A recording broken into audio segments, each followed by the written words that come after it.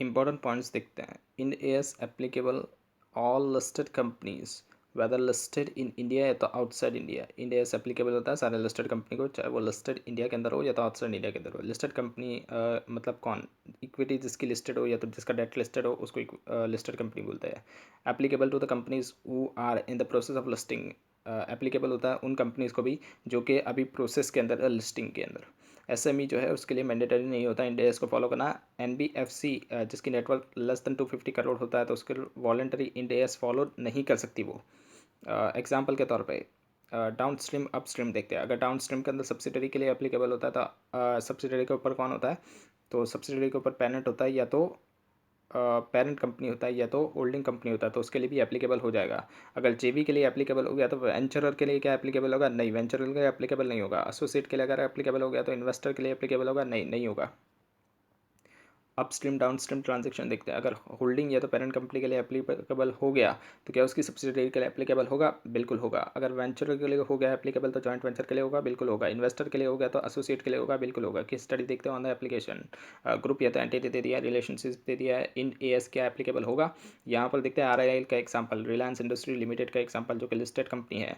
इन S क्या applicable होता है, बिल्कुल होता है एप्लीकेबल लिस्टेड कंपनी के लिए, तो इन एस एप्लीकेबल हो जाएगा। अभी देखते हैं फर्स्ट, ये कहाँ था, आरआईएल थर्ड के ऊपर था। अभी फर्स्ट का देखते हैं। तो जो आरआईएल वर्ल्ड प्राइवेट लिमिटेड ये एक कंपनी है जो कि कौन है, इन्वेस्टर है ऑफ द आरआईएल। इन्वेस्टर है किसका, आरआईएल का। मतलब इसका रिलेशनशिप आरआईएल के साथ क्या है, इन्वेस्टर कंपनी है ऑफ आरआईएल। मतलब आरआईएल क्या है, एसोसिएटेड कंपनी है। तो क्या इंडिया से एप्लीकेबल होगा, नहीं, नहीं होगा। क्यों, क्योंकि ये parent, it is not a parent company, ये पेरेंट कंपनी नहीं है इसलिए। आरआईएल इंडिया प्राइवेट लिमिटेड ये क्या है, इसका रिलेशनशिप आरआईएल के साथ क्या है, तो पेरेंट ऑफ द आरआईएल है, ये पेरेंट है आरआईएल का। तो क्या इसके ऊपर इंड एस एप्लीकेबल होगा, बिल्कुल होगा। क्यों, क्योंकि ये पेरेंट है। अगर ऊपर में देखा जाए तो होल्डिंग देखा जाता है या पेरेंट्स देखा जाए, और नीचे में देखा जाए तो सब्सिडरी, जॉइंट वेंचर, ये सब देखा जाता है उसके अंदर। आरआईएल बैंक लिमिटेड है, ये सब्सिडरी है आरआईएल की, तो क्या इसके लिए एप्लीकेबल होगा, नहीं। क्यों, क्योंकि इट इज़ अ बैंक है, और बैंक के लिए अभी तक डेफर कर दिया गया है जब तक नोटिफिकेशन नहीं आती वहाँ तक। आरआईएल इंश्योरेंस लिमिटेड ये एसोसिएट है, कि इसके लिए होगा, नहीं। क्यों, क्योंकि इंश्योरेंस कंपनी है इसलिए इंश्योरेंस और बैंकिंग के लिए डेफर कर दिया गया है। आरआईएल इंडिया एसएमई लिमिटेड ये लिस्टेड है एसएमई स्टॉक एक्सचेंज के अंदर। तो क्या ये क्या है, सब्सिडरी है, इसका रिलेशनशिप आरआईएल के साथ क्या है, सब्सिडरी है, तो क्या इसके लिए एप्लीकेबल होगा, नहीं। क्यों, क्योंकि ये एसएमई के अंदर लिस्टेड है इसलिए। आरआईएल इन्फो प्राइवेट लिमिटेड, इसका नेटवर्क लेस देन 250 करोड़ है, ये सब्सिडरी है आरआईएल की, तो क्या इसके लिए होगा, यस। क्यों, क्योंकि ये सब्सिडरी है। आरआईएल एनबीएफसी लिमिटेड, एनबीएफसी के केस के अंदर एक चीज़ देखना होता है, अगर एनबीएफसी है उसको एप्लीकेबल हो जाता है तो उसकी होल्ड तो उसकी क्या होगी, उसकी सब्सिडरी होल्डिंग के ऊपर भी एप्लीकेबल हो जाएगा। लेकिन अगर आपकी कंपनी जो है आरआईएल है, आरआईएल क्या है, लिस्टेड कंपनी है, और लिस्टेड कंपनी के ऊपर एप्लीकेबल हो गया तो ये नहीं देखने का कि अगर लिस्टेड कंपनी पे एप्लीकेबल हो गया तो उसकी सब्सिडरी अगर एनबीएफसी है तो उसके ऊपर भी एप्लीकेबल हो जाएगा। इसके अंदर इंडिविजुअल केस के अंदर देखना पड़ता है, मतलब इंडिविजुअली देखना पड़ता है कि जो अगर सब्सिडरी एनबीएफसी है तो उस एनबीएफसी का जो क्राइटेरिया है 250 करोड़ का, 250 करोड़ या तो उससे अभाव का, या तो 500 करोड़ या तो उससे अभाव का, अगर वो फुलफिल कर रही है तभी उसके ऊपर एप्लीकेबल हो जाता है। आरआईएल क्या है, लिस्टेड कंपनी है, आरआईएल लिस्टेड कंपनी है तो उसके ऊपर एप्लीकेबल हो गया। और उसकी सब्सिडरी कौन है, एनबीएफसी है, आरआईएल एनबीएफसी लिमिटेड। तो उसके अंदर क्या देखने का, ऐसा नहीं देखने का कि आरआईएल पे एप्लीकेबल हो गया तो उसकी सब्सिडरी एनबीएफसी है उसके ऊपर भी एप्लीकेबल हो गया। एनबीएफसी के केस के अंदर क्या देखना है, एनबीएफसी के केस के अंदर ये देखना है कि क्या उसका इंडिविजुअल, एनबीएफसी का इंडिविजुअल क्राइटेरिया फुलफिल हो रहा है, जो कि कितना है, greater than equal to 250 crore या तो 500 करोड़। अगर वो फुलफिल हो रहा है तभी उसके ऊपर एप्लीकेबल होगा, वरना नहीं होगा। तो आरआईएल एनबीएफसी लिमिटेड जिसका नेटवर्क क्या है, ग्रेटर देन 250 करोड़ है, और ये सब्सिडरी है, सब्सिडरी की वजह से इसके ऊपर नहीं लग रहा है, लेकिन इसके ऊपर लगेगा किसकी वजह से, क्योंकि इसका खुद का क्राइटेरिया नेटवर्क का ग्रेटर देन 250 करोड़ हो रहा है, इस वजह से इसके ऊपर लगेगा। RIL NBFC private limited network less than 250 crore, subsidiary है, सब्सिडरी है उसकी वजह से नहीं लगेगा, लेकिन इसका जो नेटवर्क है वो भी कम है, 250 करोड़ ही है, 250 करोड़ से कम है, तो इसके ऊपर लगेगा क्या, नहीं लगेगा। क्यों, क्योंकि ये एनबीएफसी है और ये इसका नेटवर्क का क्राइटेरिया फुलफिल नहीं कर रही है। RIL XYZ private limited network less than 250 crore, ये क्या है, एसोसिएट है, तो क्या इसके ऊपर लगेगा, यस। क्यों लगेगा, क्योंकि ये एसोसिएट है आरआईएल की। आरआईएल एबीसी प्राइवेट लिमिटेड, इसका नेटवर्क लेस देन 250 करोड़, ये जेवी है, तो क्या इसके ऊपर लगेगा, यस, इसके ऊपर लगेगा। RIL LLP, RIL invested in the LLP, RIL जो है उसने इन्वेस्ट किया गया है इस एलएलपी के अंदर, तो क्या इसके ऊपर लगेगा? नहीं। क्यों? क्योंकि ये नॉन कॉर्पोरेट एंटिटी है और नॉन कॉर्पोरेट एंटिटी पे नहीं लगता है। RIL अफ्रीका लिमिटेड, ये ओवरसीज एंटिटी है, ये सब्सिडरी किसकी? RIL की। तो क्या इसके ऊपर लगेगा क्या? नहीं। क्यों? क्योंकि ये ओवरसीज एंटिटी है। नेटवर्थ कैसे कैलकुलेट करते हैं? 257 ऑफ द कंपनीज एक्ट 2013 के हिसाब से आता है। इसके अंदर क्या क्या चीज़ आता है? शेयर कैपिटल आता है, सिक्योरिटी प्रीमियम आता है, रिजर्व्स एंड सरप्लस जो कि क्रिएट किया जाता है प्रॉफिट के अंदर से, वो आता है, लेस किया जाता है मिसलेनियस एक्सपेंडिचर। नेटवर्थ कैसे चेक की जाती है? स्टैंड अलोन फाइनेंशियल स्टेटमेंट के बेसिस पे ऊपर चेक की जाती है। किसके बेसिस पे? Year ended audited stand alone financial statement के बेसिस पे। इंड एएस एक बार एप्लीकेबल हो जाता है तो मूव बैक नहीं कर सकते आप एएस के ऊपर। मतलब एक बार एप्लीकेबल हो गया तो फिर आप ऐसा नहीं बोल सकते कि अब मैं तो एएस के ऊपर जाऊँगा, एएस के ऊपर शिफ्ट हो जाऊँगा। इंड एएस अपने आप अडॉप्ट कर लिया तो उसके बाद आपको इंड एएस ही फॉलो करना पड़ेगा। इंपॉर्टेंट पॉइंट्स देखते हैं। Insurance and banking company are not allowed to apply the Ind AS even voluntarily. इन दोनों के लिए वॉलंटरी भी अप्लाई नहीं कर सकते ये लोग। कंपनी दैट आर लिस्टेड और in the process of the listing of the SME exchange are not allowed. इनको भी अलाउड नहीं है जो कि process of listing of the SME exchange है, या तो लिस्ट की लिस्टेड कंपनीज है एसएमई एक्सचेंज के अंदर, इन लोगों को अलाउड नहीं है कि ये लोग मैंडेटरीली अप्लाई करें। बट ये कंपनीज जो है ये वॉलंटरी बेसिस के ऊपर इंड एएस अडॉप्ट कर सकती है, मतलब अप्लाई कर सकती है। Companies not covered in the road map as per the net या तो एनी अदर क्राइटेरिया। ऐसी कंपनीज जो कि कवर्ड नहीं है रोड मैप के अंदर एज पर द नेटवर्क या तो कोई भी अदर क्राइटेरिया के अंदर, तो उनको एग्जम्प्ट किया गया है इंड एएस से। एग्जाम्पल के तौर पे इंड एएस एप्लीकेबल नहीं होता नॉन कॉर्पोरेट एंटिटी के ऊपर। नॉन कॉर्पोरेट एंटिटी मतलब इंडिविजुअल हो गया, एलएलपी हो गया, पार्टनरशिप फॉर्म हो गया, इन लोगों के ऊपर एप्लीकेबल नहीं होता। Net worth has to be calculated. Network को कैलकुलेट किया जाता है as per the section 257 of the Companies Act 2013 के हिसाब से, एंड उसको कैलकुलेट किया जाता है on the stand alone financial statement पे। इन एएस जो होता है वो अप्लाई किया जाता है दोनों के ऊपर, consolidated as well as stand alone financial statement of the company. Ind AS एक बार अडॉप्ट किया जाता है आइदर वॉलंटरीली या तो मैंडेटरीली, तो फिर आप उसको रिवोक नहीं कर पाओगे प्रोस्पेक्टिव ईयर्स के अंदर, मतलब आप फिर से एएस के ऊपर शिफ्ट नहीं हो पाओगे। As the Indian companies which is the subsidiary, Indian company जो है जो कि सब्सिडरी एसोसिएट या जॉइंट वेंचर है फॉरेन कंपनी की, मतलब फॉरेन कौन हो गया? तो पेरेंट कंपनी हो गई। इस अगर हम लोग सब्सिडरी मांगे ना इंडियन कंपनी को तो should prepare its financial statement as per the Ind AS if it meets the criteria. तो इंडियन कंपनी जो है, जो कि अगर मान लेता हूँ मैं सब्सिडरी है या तो एसोसिएट है या तो जॉइंट वेंचर है, किसकी? फॉरेन कंपनीज की, तो उसको तो क्या करना पड़ेगा? इंड एएस फॉलो करना पड़ेगा अगर वो क्राइटेरिया को मीट कर लेती है तो। And overseas subsidiary associate and joint venture, अगर overseas subsidiary associate and joint venture है इंडियन कंपनी की, may prepare its standalone financial statement in accordance with the requirement of the specific jurisdictions.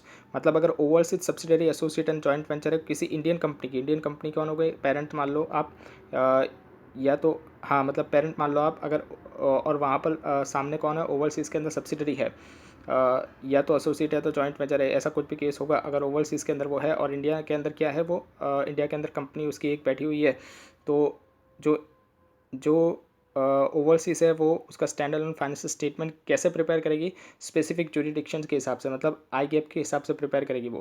But Indian company जो Indian जो parent company है उसको तो mandatorily prepare करना पड़ेगा CFS as per the Indian AS. Indian AS के हिसाब से ही उसको तो सीएफएस बनाना पड़ेगा। तो उस केस के अंदर क्या होगा? मतलब बाहर की कोई कंपनी है जो कि कौन है? Subsidiary associate and joint venture है इंडियन कंपनी की, और इंडियन कंपनी पे अगर क्राइटेरिया लग रहा है, इंडियन पेरेंट कंपनी के ऊपर अगर क्राइटेरिया लग रहा है इंडिया एस का, तो वो तो कैसे India S prepare, India S के हिसाब से प्रिपेयर करेगी, और इंडिया एस के हिसाब से प्रिपेयर करके वो अपने फाइनेंशियल स्टेटमेंट को सबमिट करेगी। लेकिन जो ओवरसीज़ है वो तो आई के हिसाब से कर रही होगी, तो आई के हिसाब से अगर वो कर रही है तो उसको भी क्या करना पड़ेगा? इंड एएस के हिसाब से बनाना पड़ेगा कंसोलिडेटेड पर्पस के लिए, और पेरेंट कंपनी जो इंडियन कंपनी है उसको भेजना पड़ेगा। इलस्ट्रेशन 1 देखते हैं। फॉलोइंग इज अ स्नैपशॉट दे दिया गया audited balance sheet of the company A as on 31 March 2014। Company A equity share listed, उसका है कहाँ पर? बॉम्बे स्टॉक एक्सचेंज के अंदर। सिंस 2010 इक्विटी शेयर कैपिटल दे दिया, security premium, general reserve, revaluation reserve, profit and loss account, liability दे दिया, फिक्स एसेट दे दिया, इन्वेस्टमेंट दे दिया, करंट एसेट दे दिया, मिसलेनियस एक्सपेंडिचर जो कि रिटर्न ऑफ नहीं किया है। रोड मैप के हिसाब से कौन सा फेज के अंदर कंपनी ये फॉल कर रही है? क्या आपका आंसर चेंज होगा? अगर कंपनी अनलिस्टेड कंपनी होती है तो कैलकुलेट करेंगे net worth 257 of the Companies Act 2013 के हिसाब से, equity share capital, security premium, general reserve, profit and loss account लिखेंगे। इसमें से लेस करेंगे क्या? मिसलेनियस एक्सपेंडिचर जो कि रिटर्न ऑफ नहीं किया है एससी का है वो, तो 505 आ गया यहाँ पर नेटवर्क। रिवैल्यूएशन रिजर्व को हम लोग इंक्लूड नहीं करते हैं कैलकुलेशन नेटवर्क के अंदर, क्योंकि वो डेफिनेशन के अंदर दिया नहीं गया है 257 ऑफ द कंपनीज एक्ट 2013 के हिसाब से। जो कंपनी है वो लिस्टेड कंपनी है, एंड वो मीट कर रही है नेटवर्क की थ्रेशोल्ड लिमिट 500 करोड़ की, hence it would be covered under the phase 1, तो वो फेज़ 1 के अंदर आएगी। हैंस जो इन एएस है वो एप्लीकेबल हो जाएगा कंपनी को for the accounting period beginning कब से, ऑन और आफ्टर 1 अप्रैल 2016 से। इवन अगर कंपनी ए जो है वो अनलिस्टेड कंपनी होती तो भी उसका नेटवर्क का मोर देन 500 करोड़ है, इसका मतलब कि वो कवर्ड हो रही है फेज़ 1 के अंदर of the road map. Hence Ind AS जो होता है वो उसके लिए एप्लीकेबल हो जाएगा। अकाउंटिंग पीरियड बिगिन कब से, ऑन और आफ्टर 1 अप्रैल 2016 से। इलस्ट्रेशन 2 देखते हैं। अगर इलस्ट्रेशन 1 के अंदर जो बैलेंस है प्रॉफिट एंड लॉस अकाउंट का, अगर वो नेगेटिव 375 करोड़ होता तो जो इन एस है वो एप्लीकेबल होता क्या कंपनी के लिए। विल योर आंसर चेंज, क्या आपका आंसर चेंज होता अगर कंपनी ये अनलिस्टेड कंपनी होती है तो। दो क्वेश्चन पूछे गए। इफ़ अगर balance profit and loss account का नेगेटिव 375 करोड़ होता तो नेटवर्क 257 ऑफ द कंपनीज 2013 के हिसाब से कैसे आती, 55 करोड़ आती, कैसे आती। Equity share capital 160 crore plus बस सिक्योरिटी प्रीमियम 200 करोड़ प्लस बस general reserve 150 crore minus by debit balance of the profit and loss account 375 crore minus by miscellaneous expenditure जो कि रिटर्न ऑफ नहीं किया गया 80 करोड़ का, तो आएगा कितना, 55 करोड़ आएगा। Hence it does not meet the criteria, meet नहीं कर रही है क्राइटेरिया फेज़ 1 का। दैट इज लिस्टेड कंपनी होनी चाहिए या तो नेटवर्थ ऑफ ₹500 करोड़ या तो मोर होना चाहिए। हाउएवर लेकिन फिर भी जो कंपनी ए है अगर वो लिस्टेड कंपनी है तो it will irrespective be covered under the phase 2। It will irrespectively be covered under the phase 2, वो कवर्ड हो जाएगी फेज़ 2 के अंदर। As the first criteria of the phase 2 state that, first criteria जो phase 2 का है वो क्या बोल रहा है, कंपनीज जिसकी इक्विटी या तो डेट सिक्योरिटी लिस्टेड है या तो प्रोसेस ऑफ बीइंग लिस्टेड है on the stock exchange in India या तो outside India and having the net worth, और उसकी नेटवर्क अगर लेस देन 500 करोड़ होती है, अगर लेस देन 500 करोड़ होती है तब भी उसको तो इंड एस जो है वो एप्लीकेबल हो जाएगा। और इंड एस हाउ हैंस इस वजह से जो इंड एस है वो एप्लीकेबल हो जाएगा to the company A for the accounting period begin, so कब से होगा, ऑन और आफ्टर 1 अप्रैल 2017 से। भले ही उसकी 55 करोड़ है लेकिन वो क्या हो गई है, लिस्टेड कंपनी है, इस वजह से उसको एप्लीकेबल हो जाएगा। लेकिन हमको क्वेश्चन में क्या पूछा गया था कि ये जो कंपनी है अगर ये अनलिस्टेड होती तो क्या होता। पहला क्वेश्चन था उसके अंदर कुछ लिखा नहीं गया था तो हम इलस्ट्रेशन 1 के हिसाब से अज्यूम कर रहे थे कि लिस्टेड थी।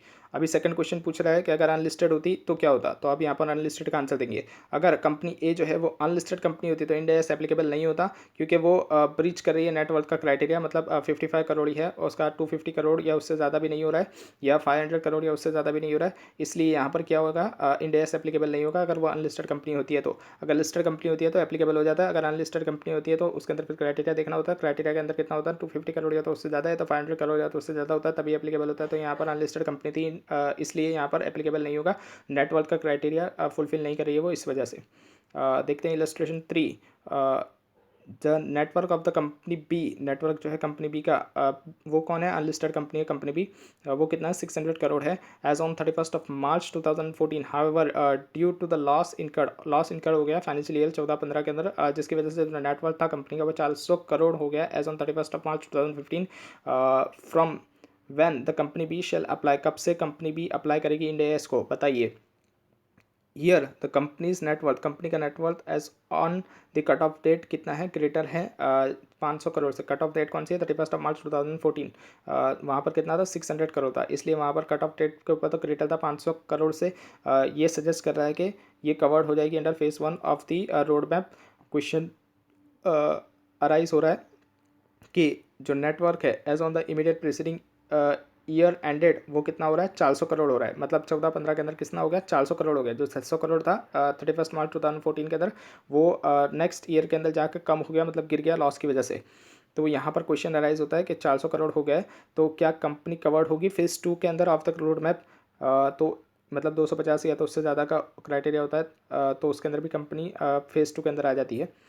तो यहाँ पर क्या बोला गया है कि it may be noted that, ये नोट करने वाला पॉइंट है कि जो नेटवर्थ होती है उसको कैलकुलेट किया जाता है in accordance with the stand alone financial statement of the company as on 31 March 2014। मतलब ये जो कट ऑफ डेट है इसके ऊपर नेटवर्क हम लोग कैलकुलेट करते हैं। तो 31 मार्च 2014 की नेटवर्क देखनी होती है तो वो तो 600 करोड़ थी, बोले हाँ तो उसके हिसाब से तो फेज़ 1 एप्लीकेबल था, बोले हाँ। Accordingly if the net worth threshold criteria for the company are once meet, एक बार ये जो नेटवर्क का क्राइटेरिया थ्रेश होल्ड का मीट हो गया then it shall be required to the companies with the Ind AS, then it shall required to comply, तो कंपनी को क्या करना पड़ेगा, कंप्लाई करना ही पड़ेगा Ind AS irrespective of the fact that मतलब ये फैक्ट है कि बाद में उसकी नेटवर्क जो है वो फॉल कर गई तो उससे कोई फ़र्क नहीं पड़ता। उसका जब 31 मार्च को क्राइटेरिया फुलफिल हो रहा था फेज़ 1 के हिसाब से, बोले हाँ हो रहा है, तो उसको अभी क्या करना पड़ेगा, इंड एस को फॉलो करना ही पड़ेगा, इंड एस एप्लीकेबल हो जाएगा, उसका कंप्लायंस करना पड़ेगा। In the view of the above the company B will require to follow, company B को फॉलो करना पड़ेगा Ind AS for the accounting period begin हो रहा है ऑन और आफ्टर 1 अप्रैल 2016 से। इलस्ट्रेशन 4 देखते हैं, तो नेटवर्क है ऑफ द कंपनी सी, ये जो अनलिस्टेड कंपनी है वॉस ₹400 थी एज ऑन 31 मार्च 2014। हाउएवर जो नेटवर्क थी of the company was 600 crore कब हो गई, 31 मार्च 2015 में, from when the company B shall apply the Ind AS, यहाँ पर कंपनी सी आना चाहिए था, वहाँ पर उसने बी लिख दिया। तो कब से कंपनी सी जो है वो अप्लाई करेगी इंड एस को। Similar issue has been encounter in ITFG bulletin 1, ये इसके बुलेटिन के अंदर ये इश्यू बताया गया था, issue 1 which gives the reference to the class 2B of the notifications were in it shall be stated that, ये जो क्लॉज था 2B, इसके अंदर नोटिफिकेशंस का जो क्लॉज था उसके अंदर ये बताया गया था, ये सिचुएशन बताई गई थी कि ऐसा हो जाए तो क्या करना है, जो हमको ऊपर सिचुएशन दी है इलस्ट्रेशन में। For the companies which are not in the existence on 31 March 2014, ऐसी कंपनीज जो एक्सिस्टेंस में नहीं है 31 मार्च 2014 के अंदर, या तो एन एग्जिस्टिंग कंपनी, अगर एग्जिस्टिंग कंपनी है, अगर एग्जिस्टिंग कंपनी है लेकिन वो फॉल कर रही है under threshold specified in subsection 1 of the first time after 31 March 2014, यानी वो थ्रेशोल्ड से कम में, मतलब 500 करोड़ से कम में फॉल कर रही है, 500 करोड़ या उससे ज़्यादा का क्राइटेरिया था, अगर वो क्राइटेरिया थ्रेशोल्ड जो थे उससे कम में फॉल कर रही है फर्स्ट टाइम के अंदर आफ्टर 31 मार्च 2014, ये कट ऑफ डेट के ऊपर, तो जो नेट वर्थ होती है उसको कैलकुलेट किया जाता है on the basis of the first audited financial statement ending after that date in respect of which it meets threshold criteria, मतलब उसके बाद फिर वो कब क्राइटेरिया को मीट कर रही है उसके बेसिस के ऊपर हमको यहाँ पर थ्रेशोल्ड देखनी पड़ती है।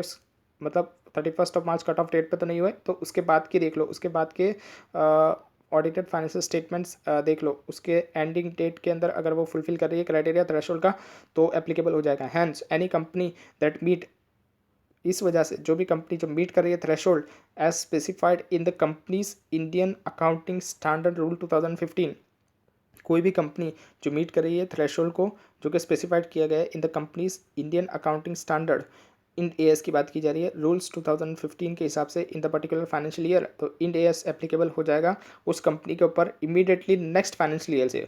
मतलब अगर प्रीवियस ईयर में उसने फुलफिल कर लिया तो नेक्स्ट ईयर से उसका क्या हो जाएगा, इंड एएस से एप्लीकेबल हो जाएगा, इंड एएस एप्लीकेबल हो जाएगा।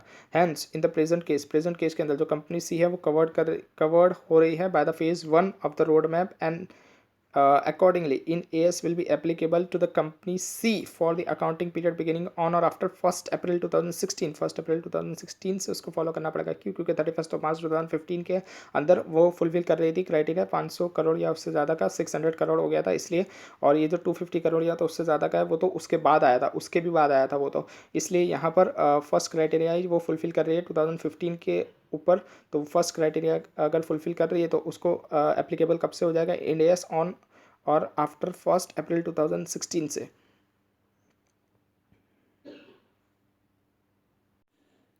क्यों यहाँ पर 1 अप्रैल 2016 बोला गया, वहाँ तो 31 मार्च 2015 था और उसके बाद के फाइनेंशियल ईयर से एप्लीकेबल हो जाना चाहिए था, मतलब कि 1 अप्रैल 2016 1 अप्रैल 2015 से हो जाना चाहिए था, मतलब 15-16 के लिए हो जाना चाहिए था, ऐसा हो सकता है ना, क्योंकि नेक्स्ट फाइनेंशियल ईयर बोला था। तो यहाँ पर एक आपकी गलती हो जाएगी कि जो रोड मैप था उसके अंदर दिखाया गया था कि ये एप्लीकेबल कब से होता है, 16-17 फाइनेंशियल ईयर से एप्लीकेबल होता है। भले ही वो 500 करोड़ का क्राइटेरिया फुलफिल कर रहा है तो 500 करोड़ का क्राइटेरिया की कट ऑफ डेट 31 मार्च 2014 थी, उसके अंदर देखना है, अगर वहाँ पर नहीं हो रहा है तो उसके नेक्स्ट ईयर में देखना है, अगर नेक्स्ट ईयर में हो गया, बोले हाँ हो गया 600 करोड़ क्रॉस कर गया 15 के अंदर, तो एप्लीकेबल कब से होगा, एप्लीकेबल तो ये 1 अप्रैल 2016 से ही होगा। तो यहाँ पर कंफ्यूज नहीं होना है कि नेक्स्ट ईयर बोला गया तो मतलब 15-16 से फाइनेंशियल ईयर से एप्लीकेबल हो जाएगा, नहीं, रोड मैप के अंदर फाइनेंशियल ईयर दिया गया था, मेंशन किया गया था, उसके अंदर बोला गया था कितना 16-17 से एप्लीकेबल होने वाला था, तो यहाँ पर 16-17 से एप्लीकेबल हो जाएगा। और कट ऑफ डेट यहाँ पर 31 मार्च 2015 की देखनी पड़ेगी जो कि 600 करोड़ से ऊपर हो गई है, तो इसलिए यहाँ पर क्या हो जाएगा, एप्लीकेबल हो जाएगा फेज 1 के हिसाब से इंड एएस। इलस्ट्रेशन 5 देखते हैं, कंपनी डी एक पेरेंट कंपनी है of the group A, company A जो है वो अनलिस्टेड कंपनी है, having the net worth of 60 crore as on 31 March 2014। 31 March 2014 को नेटवर्थ कितनी थी? 60 करोड़ थी। Following are the other companies in the following are the other companies of the group. Group दे दिया गया इसका, नेम ऑफ द कंपनी दे दिया, कंपनी भी जो आकर अनलिस्टेड कंपनी है उसका रिलेशनशिप क्या है, कंपनी के साथ सब्सिडरी है वो, और उसका नेटवर्थ एज ऑन 31 मार्च 2014 दिया गया है, कितना है वो? 600 करोड़ है। सी के अंदर देखते हैं जो कि अनलिस्टेड है, सब्सिडरी ऑफ द बी है वो, उसका रिलेशनशिप है, और यहाँ पर कितना है? ₹150 करोड़ है। वेदर क्या इंडेस एप्लीकेबल होगा to the companies A B C की बात ही की गई है। यहाँ पर डी जो है वो क्या है? डी जो है वो पेरेंट है, सबकी पेरेंट है वो, ए की भी है, बी की भी है, सी की भी है, क्योंकि वो पूरे ग्रुप की पेरेंट कंपनी है। अभी उसके अंदर से हमको सिर्फ ए बी और सी का ही देखना है। ए बी और सी के लिए क्या एप्लीकेबल होगा तो देख लेते हैं। कंपनी ए एंड सी जो है वो अनलिस्टेड कंपनी है, ए और सी जो है वो क्या है? अनलिस्टेड कंपनी है, एंड वो एक्सीड नहीं कर रही है नेटवर्थ का क्राइटेरिया। क्यों एक्सीड नहीं कर रही है? क्योंकि एक का 60 करोड़ है ए का, और जो सी का है वो कितना है? 150 करोड़ है। तो दोनों ही क्राइटेरिया को मीट नहीं कर रही है। कौन सा क्राइटेरिया जो कि एक्सीड करना था? 500 करोड़ का। Hence it would be covered under the phase one, hence it would covered under the, sorry वो मीट नहीं कर रही है। पहले से दिखते कंपनी ए एंड सी जो अनलिस्टेड है और वो मीट भी नहीं कर रही है नेटवर्थ का क्राइटेरिया, कौन सा? 500 करोड़ या उससे ज़्यादा का, क्योंकि कंपनी ए वो है उसका नेटवर्थ 31 मार्च 2014 के अंदर 60 करोड़ है, और अगर आप देखो सी का तो उसका भी कितना है? 150 करोड़ है। मतलब ये 500 करोड़ से ज़्यादा नहीं है, इसलिए ये अनलिस्टेड भी है और ये मीट भी नहीं कर रही है क्राइटेरिया। यहाँ पर वो बताया गया है। हाउएवर लेकिन जो नेटवर्क का क्राइटेरिया कंपनी बी का वो एक्सीड कर रहा है 500 करोड़ से। कितना है वो? 600 करोड़ है 31 मार्च 2014 को। इसलिए वो क्या कर रही है? मीट कर रही है क्राइटेरिया, तो वो कवर्ड हो जाएगी phase one of the road map के हिसाब से, और उसको इंडेस फॉलो करना पड़ेगा। मतलब बी को इंडेस फॉलो करना पड़ेगा। हाँ बोले, बी को इंडेस फॉलो करना पड़ेगा। As the Ind AS is applicable to the B, B को एप्लीकेबल हो गया इंडेस, तो जो पेरेंट कंपनी है बी, जो पेरेंट कंपनी है of the B, parent company B की कौन है? ए है, तो उसको भी क्या करना पड़ेगा? इंडेस फॉलो करना पड़ेगा। एंड जो बी की सब्सिडरी है, बी की सब्सिडरी कौन है? सी है, तो उसको भी इंडेस फॉलो करना पड़ेगा। क्यों? क्योंकि यहाँ पर बी कवर हो गया, बी का नेटवर्थ 600 करोड़ था, तो इसलिए वो 500 करोड़ से ज़्यादा था, फेज़ वन के अंदर रोड मैप के अंदर कवर हो रहा था, तो इसके लिए उसके ऊपर एप्लीकेबल हो गया, तो उसकी पेरेंट के ऊपर भी हो जाएगा, उसकी सब्सिडरी के ऊपर भी हो जाएगा, irrespective of the net worth criteria. भले ही उन लोगों का क्राइटेरिया जो ए और सी का है वो क्या है? कम है, मतलब नेटवर्थ कम है, तब भी उन लोगों के लिए एप्लीकेबल हो जाएगा। Hence the Ind AS would be applicable to all the 3 companies A B C, तीनों के ऊपर एप्लीकेबल हो जाएगा। इलस्ट्रेशन 6 देखते हैं। Following is the structure of the D, company का दिया है। तो कंपनी डी उसकी सब्सिडरी है कंपनी ई, और कंपनी ई की सब्सिडरी कंपनी एफ है, और एक एसोसिएट भी है जी नाम की कंपनी ई की। कंपनी डी की एक और सब्सिडरी है कंपनी एच, और एच की एक सब्सिडरी है आई, कंपनी आई।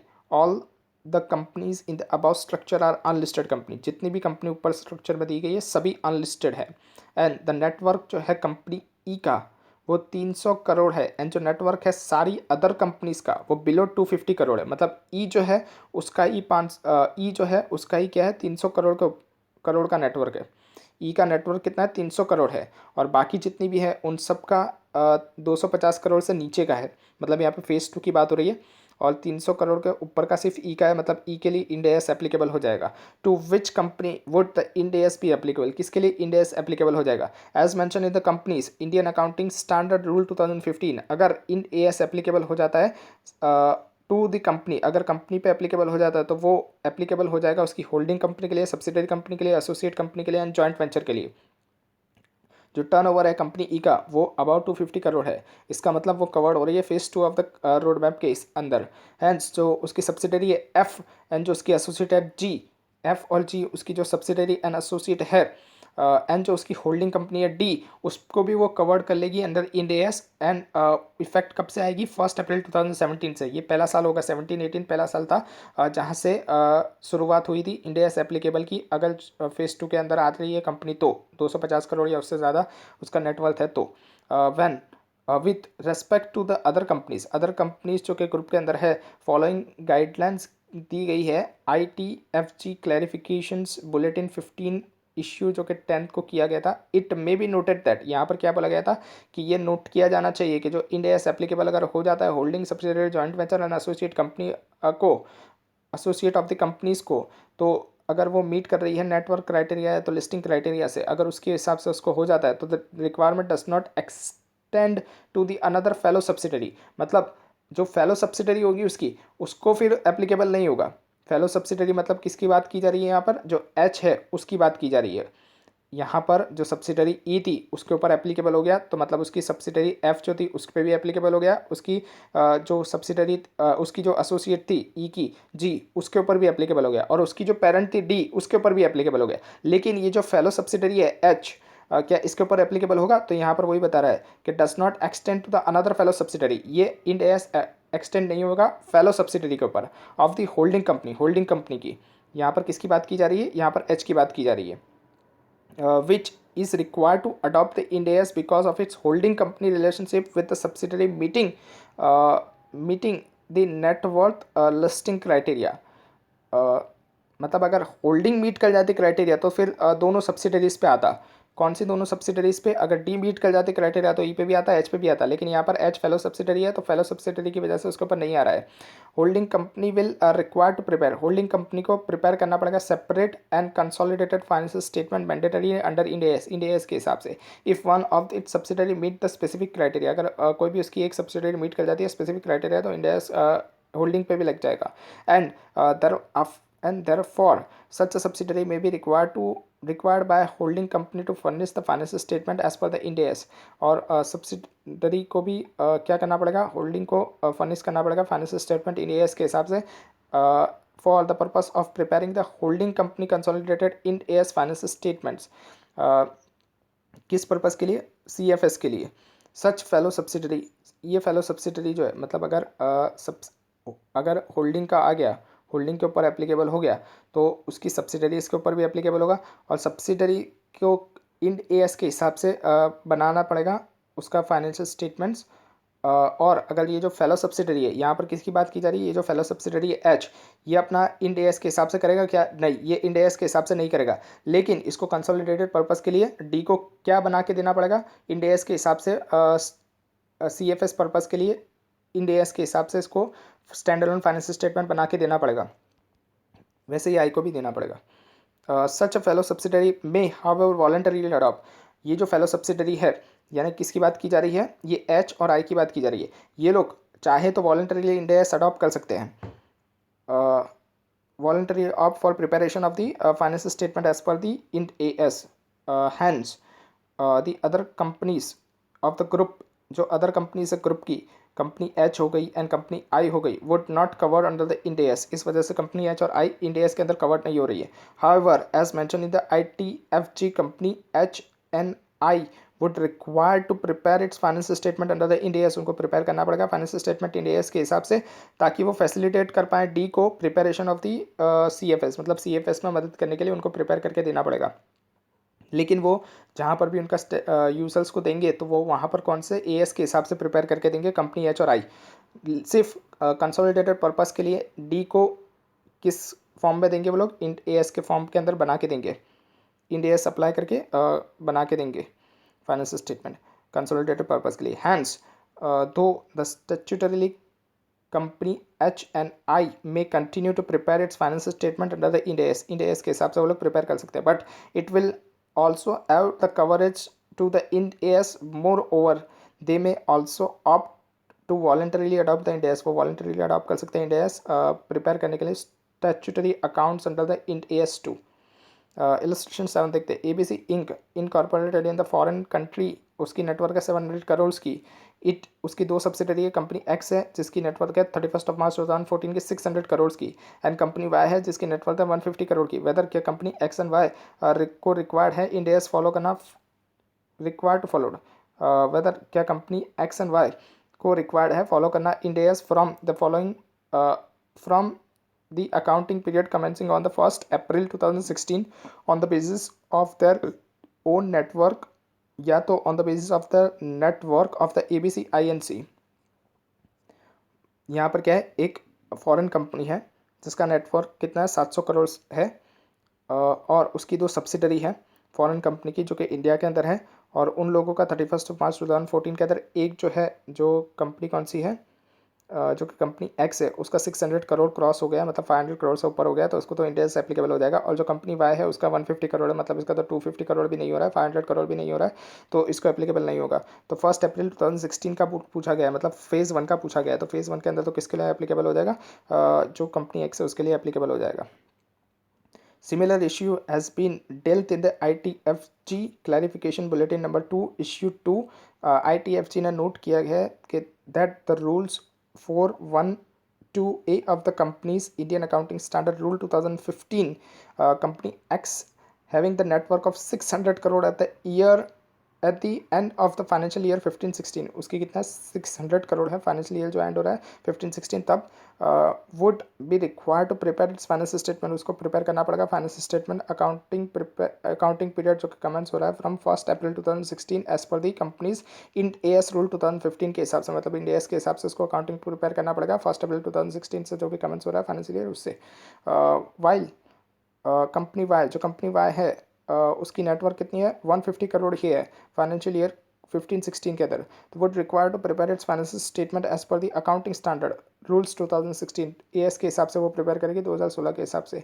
जो उसकी फॉरेन कंपनी है ABC INC is not a company incorporated, वो कंपनी इनकॉर्पोरेट नहीं हुई है कंपनीज एक्ट 2013 के हिसाब से, क्योंकि वो तो बाहर की कंपनी है, फॉरेन कंपनी है, ओवरसीज़ है, तो वो यहाँ पर इनकॉर्पोरेट नहीं हुई है कंपनीज एक्ट 2013 के हिसाब से या तो कंपनीज एक्ट 1956 के हिसाब से, तो it is not required to prepare its financial statement. इस वजह से उसको उसका फाइनेंशियल स्टेटमेंट जो है वो as per the companies Indian accounting standard rule 2015 के हिसाब से प्रिपेयर करने की जरूरत ही नहीं है, as the foreign company is not required to prepare the financial statement based on the Ind AS the network of the foreign company ABC would not be base for deciding, ये जो overseas का जो network है ये base नहीं बनेगा decide करने के लिए कि जो इंडियन सब्सिडरी है company X and company Y उसके उसको प्रिपेयर करना है क्या फाइनेंशियल स्टेटमेंट इंडिया के बेस के ऊपर, मतलब उसके नेटवर्क से, जो ओवरसीज़ एंटिटीज़ का नेटवर्क है उसके नेटवर्क से हम लोग डिसाइड नहीं करेंगे कि जो उसकी सब्सिडरीज जो इंडिया के अंदर है एक्स एंड वाई वो उसको इंडिया फॉलो करना है या नहीं करना है।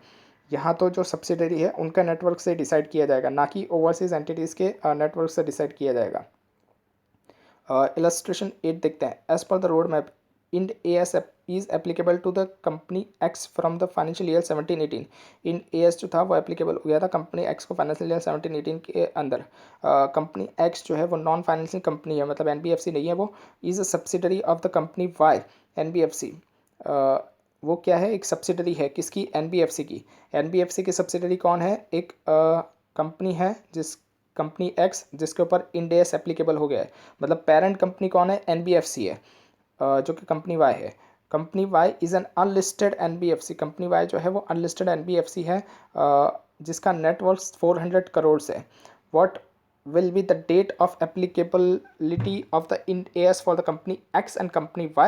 अगर Ind AS applicable date for the parent NBFC different होती है from the applicability of the corporate subsidiary, यानी दोनों की डेट अलग अलग है, दोनों की एप्लीकेबिलिटी अलग अलग आती है, तो उस केस के अंदर क्या होगा, then how will the consolidated financial statement of the parent NBFC be prepare, कैसे consolidated financial statement parent NBFC का प्रिपेयर किया जाएगा in accordance with the road map के हिसाब से। It may be noted that जो एनबीएफसी है जिसका नेट वर्थ है वो लेस देन 500 करोड़ है, shall apply the in S from 1 April 2019 onwards, मतलब उसको कब से अप्लाई करना पड़ेगा 1 अप्रैल 2019 ऑनवर्ड से, जिस भी एनबीएफसी का लेस देन 500 करोड़ का नेटवर्क है उसको। Further the holding subsidiary joint venture या तो एसोसिएट ऑफ सच एनबीएफसी, इसकी जो होल्डिंग सब्सिडरी जॉइंट वेंचर या तो एसोसिएट होती है other than those covered by the road map corporate road map, मतलब वो लोग जो कवर्ड नहीं है कॉर्पोरेट रोड मैप के अंदर उन लोगों को भी एप्लीकेबल हो जाता है इंड एस फ्रॉम 1 अप्रैल 2019 के हिसाब से। Accordingly in the given case, मतलब जो रोड मैप के अंदर नहीं है वो लोग, जो रोड मैप के अंदर होते हैं उनका तो कब से हो जाता है 16-17 से हो जाता है, इसलिए यहाँ पर बोला गया है कि अगर एनबीएफसी जो पेरेंट है अगर उसकी एनबीएफसी अगर जो है उसकी होल्डिंग सब्सिडियरी जॉइंट वेंचर या तो एसोसिएट अगर जो कि कॉरपोरेट की कॉर्पोरेट रोड मैप में कवर नहीं होती है, उन लोगों के लिए इंड एस कब से एप्लीकेबल हो जाता है, 1 अप्रैल 2019 से एप्लीकेबल होता है। Accordingly in the given case के अंदर कंपनी वाई जो है वो एनबीएफसी है, shall also apply the Ind AS for the financial year beginning from 1 April 2019। Company जो वाई है वो कब से इंड एस एप्लीकेबल होगा, उसका 1 अप्रैल 2019 से होगा। क्यों? क्योंकि यहाँ पर 250 करोड़ का क्राइटेरिया वो मीट कर रही है, फेज़ 4 के अंदर आ रही है। 250 करोड़ या उससे ज़्यादा का क्राइटेरिया मीट कर रही है नेटवर्क का, तो वो कहाँ पर आ रही है, फेज़ 4 में आ रही है। और फेज़ 4 कब से एप्लीकेबल था, 1 अप्रैल 2019 से एप्लीकेबल था। इसलिए कंपनी वाई जो एनपीएफसी है उसको कब से एप्लीकेबल हो जाएगा, 1 अप्रैल 2019 से एप्लीकेबल हो जाएगा। With the comparative for the period ending 31 March 2019, company x shall apply the Ind S in its statutory individual financial statement. Company x जो है वो अप्लाइड कर रही है स्टैट्यूटरी इंडिविजुअल फाइनेंशियल स्टेटमेंट्स के अंदर। कब से, मतलब वो इंड एस कब से अप्लाई करके बैठी है, 17-18 से अप्लाई करके बैठी है। क्योंकि कंपनी एक्स जो थी उसने तो इंड एस एप्लीकेबल उसका कब से हो गया था, 17-18 के अंदर से हो गया था, तो वो 17-18 से करके बैठी है एज पर दी कॉर्पोरेट रोड मैप के हिसाब से। However for the purpose of consolidated purpose के लिए by the company Y for the financial year 17-18, 18-19, मतलब कंसोलिडेटेड पर्पस के लिए जो कंपनी वाई है 17-18 और 18-19, मतलब जो कंपनी वाई एनबीएफसी है वो 17-18 और 18-19 का जो फाइनेंशियल स्टेटमेंट है वो कैसे प्रिपेयर करेगी। Company X shall also prepare its individual financial statement as per the as. Company x जो है उसको क्या करके देना पड़ेगा इस पेरेंट कंपनी को, मतलब कंपनी एक्स के लिए क्या हो गया, 17-18 से इंड एस एप्लीकेबल हो गया, तो वो तो इंड एस के हिसाब से ही प्रिपेयर कर रही होगी। लेकिन जो ये कंपनी वाई थी इसके लिए कब से एप्लीकेबल हो गया, 1 अप्रैल 2019 से हुआ इसके लिए एप्लीकेबल। तो उसके पहले के जो साल थे, 1 अप्रैल 2019 के पहले के जो साल थे, तो उसके अंदर तो मतलब 17-18 और 18-19 के अंदर तो ये जो कंपनी वाई जो थी एनबीएफसी थी, वो तो एएस के हिसाब से वर्किंग कर रही थी। तो ये जो कंपनी एक्स जो है इसको क्या करना पड़ता होगा, इसको इसका सीएफएस पर्पस के लिए इसको एएस के हिसाब से फाइनेंशियल स्टेटमेंट बना के कंपनी वाई को देना पड़ता होगा। क्यों? क्योंकि ये कंपनी वाई जो है वो कौन है, पेरेंट कंपनी है। तो पेरेंट कंपनी एएस अगर फॉलो कर रही है तो सब्सिडरी जो है उसको क्या करना पड़ता होगा, सीएफएस पर्पस के लिए एएस के हिसाब से फाइनेंशियल स्टेटमेंट बना के पेरेंट को देना पड़ता है। तो इसीलिए कंपनी एक्स को individual financial statement as per AS के हिसाब से बना के देना पड़ेगा। किस ईयर के लिए, 17-18 और 18-19 के लिए। फिर 19-20 से तो एप्लीकेबल हो गया दोनों के अंदर, तो दोनों फिर इंड एस फॉलो करेंगे।